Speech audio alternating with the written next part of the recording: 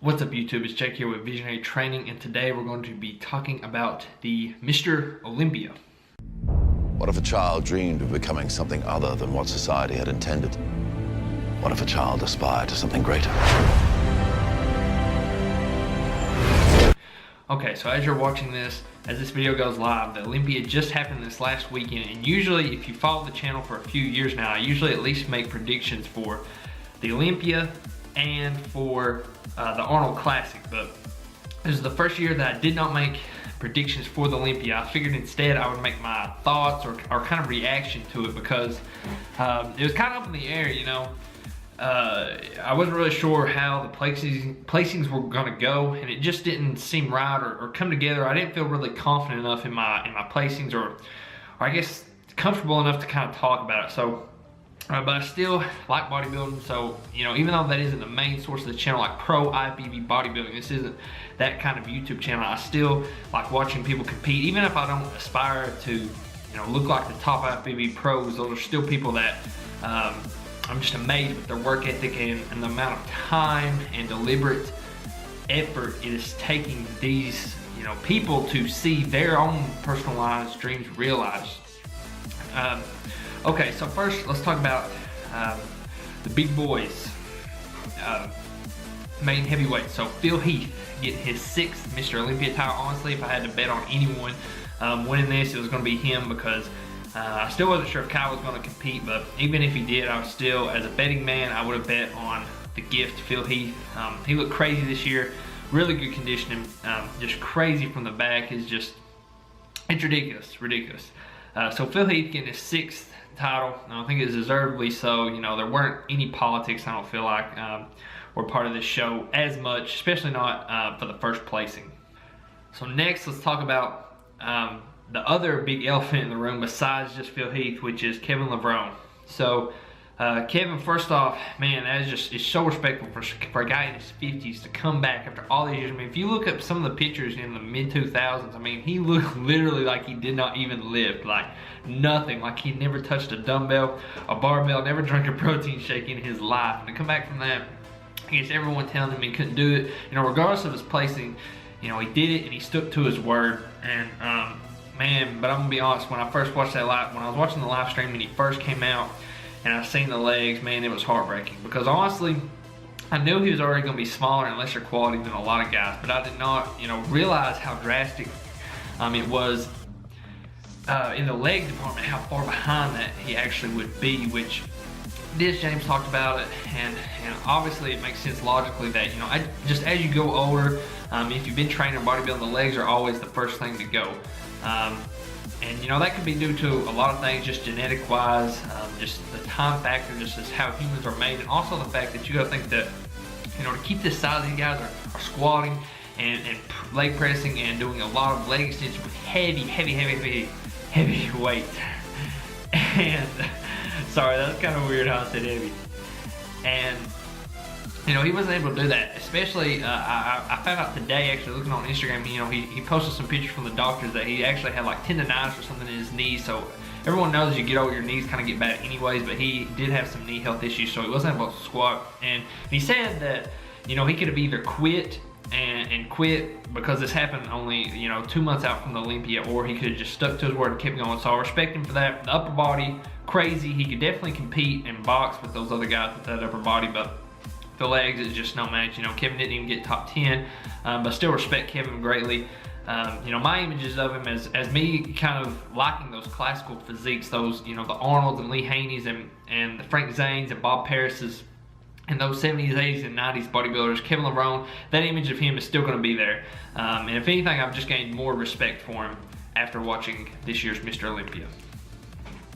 Okay, so let's look at the other top 5. So the top 5, you had Phil Heath, you had Sean Roden, Dexter Jackson, Big Ramey, and William Bonac. So number 2 was Sean Roden. This is kind of controversial. People thought that kind of Big Ramey might have took it in the finals, but really the prejudging is the most important. And in my eyes, I do think that Sean should have gotten 2nd, and I would have had actually Dexter behind Big Ramey. So actually Dexter and Big Ramey fixed, but I also do have a bias towards Sean Roden. I like his shape, the aesthetics of his physique. That being said, he was not better than Phil. But I do feel like he was more at least consistent in the prejudging and finals compared to Big Ramey, who just looked, pretty small. He came in more diced, which is what people were trying to, kind of get him to do, because they were saying, he's coming in too big, too big, too big.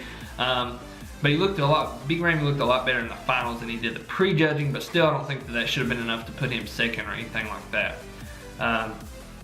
But number 5, you have William Bonac. So this is a guy who I kind of like his physique. His physique, his shape, the way his stomach and his clavicles and stuff remind me a lot of Kai Green. I don't know why, just the way he looks. He looked really full, so I was pretty happy. I really did not think that they would place him this high, deservedly so. I really thought that, kind of politics, or they would just throw a guy who had a better name in there instead of him. So I was happy to see him. It'll be cool to kind of see how he does in a few years, to see if he can go any higher or place any better. So this was a good lineup overall. You had Rolly Winkler, you had Cedric McMillan, you had those young guys in there. It was a fun Olympia. Definitely I was more excited to watch this Olympia than I was last year's. The sole fact that at least I wasn't disappointed this year that Kai Green was not competing. You kind of already knew that he wasn't going to do the show. So I was at least mentally prepared for that and really getting invested in the other competitors.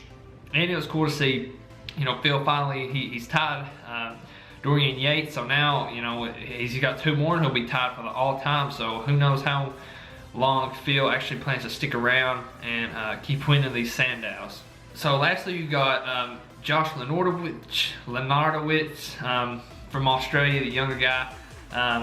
You've got Dallas McCarver and Justin Compton. So these guys are the people who I think are going to be the future. When Phil and Sean and Dexter are all finished, I still think they're going to be, at least in their prime or towards the end of their prime, they're going to be the guys, fighting for those 2, 3, and 4 spots in the future, along with Cody Montgomery, who was not in this show, but he's another one of the young guys who I think is pretty much going to be the future of the sport if you really get down to it.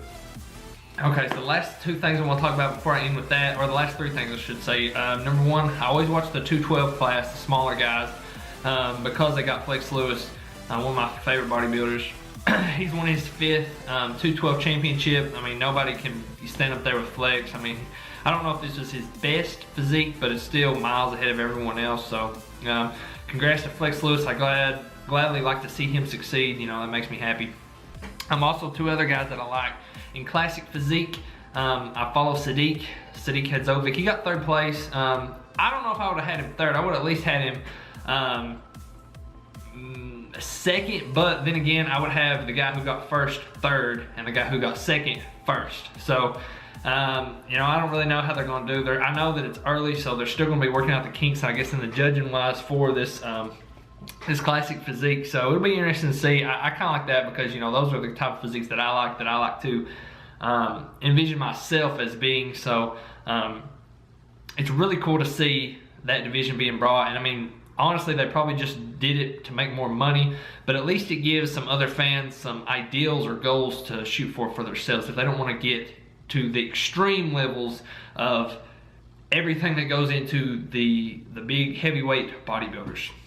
Lastly, men's physique. I didn't even watch this stream, but I know I like Jeremy Buendia. I just like his videos and his content and just his physique. He's got a really good physique. I don't know, I still wouldn't even consider him a men's physique guy. Really, he's big enough to box with the classic physiques and be up there with Sadiq. That's where he needs to be, but whatever, they keep giving him the win from Mr. Physique, or men's physique. So, if that's what he wants to do and build his legacy there, more power to him. Good for him. Anyways, that's it. I didn't watch any of the ladies on the stream or anything like that. So those are the main categories that I watched. Those are my thoughts on the Olympia. If you want more in-depth, like really going play-by-play, I would check out a channel like Louis Marco or some of these other bodybuilding specific just bodybuilding YouTube channels. So if you like this video, give it a thumbs up. Check out some of my other videos if this is the first one that you're watching. Leave me a comment, let me know what you guys thought about the Olympia, if you watched it, if you didn't watch it, if you wish you had, or if you're not even interested in it at all. Just let me know in the comments. Let me know what you guys think. I like talking to you guys down there. If you want to see more videos, you can subscribe to the channel. My website, visionarytraining.net, is the first link in the description, as well as my social media links, all that good stuff. So this video is out on a Tuesday. Club going up on a Tuesday. There's going to be an update video coming out Thursday. Really important video. If you are a supporter of me, a supporter of the channel, supporter of Visionary Training, you will want to watch this update video because it's going to get kind of deep, guys. So be on the lookout for that. It'll be out in 2 days. I'm pretty sure Thursday, maybe Friday, but I'm thinking I'm going to put it out on Thursday. So that's all I got for you guys. Thank you for sitting through this video, enjoying it. Until next time, let's keep it positive, and God bless.